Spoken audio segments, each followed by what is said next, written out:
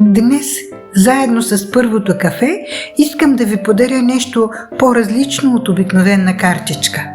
Един познат ме срещна днес и започна.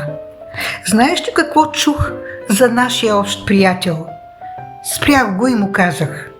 Почакай, преди да ми го разкажеш, минали през 3 въпроса. Той ме погледна странно. Кои 3 въпроса? Първо, сигурен ли си, че това е истината? Провери ли го лично? Ами не, просто така се говори, призна той. Второ, това, което ще ми кажеш, добро ли е? Ами, честно казано, не. И трето, полезно ли е за мен да го знам? Ще ми промени ли живота с нещо? Ами, едва ли. Тогава се усмихнах и му казах.